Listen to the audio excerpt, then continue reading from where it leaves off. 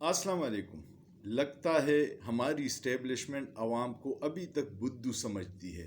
इतना सब कुछ होने के बावजूद, हर तरफ से उनके किरदार आश्कारा होने के बावजूद।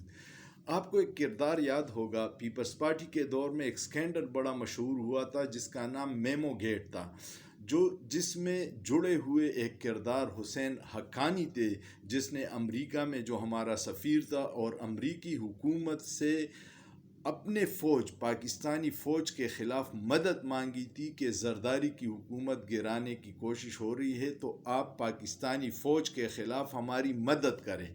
वो मेमोगेट स्कैंडल ऐसा स्कैंडल था जिसमें नवाज़ शरीफ ने काला कोट पहन के अदालत गया था, सुप्रीम कोर्ट में। और आपको एक और हैरत की बात बताऊं, वहाँ पे चीफ जस्टिस काजी फाइज ईसा ने इस केस को सुना था और हुसैन हक्कानी को मुजरिम करार दिया था। हाँ जी, वही हुसैन हक्कानी जिसको काजी फाइज ईसा ने मुजरिम करार दिया था, जो पाकिस्तान का सफ़ीर था पीपल्स पार्टी के दौर में और मेमो गेट स्कैंडल का मरकज़ी मुलजिम था।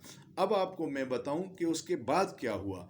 वही हुसैन हक्कानी जिसको फ़ौज अपना दुश्मन, इस्टेब्लिशमेंट अपना दुश्मन समझती थी, वही हुसैन हक्कानी बाजवा के लिए अमेरिका में लॉबिंग कर रहा था, पाकिस्तान के अवाम के टैक्स के पैसों पे। वही हुसैन हक्कानी अब हमारा मामा बना हुआ है। ये तजादात देख के तो अवाम भी सोच रही है कि सब कुछ काला है या दाल में कुछ काला है।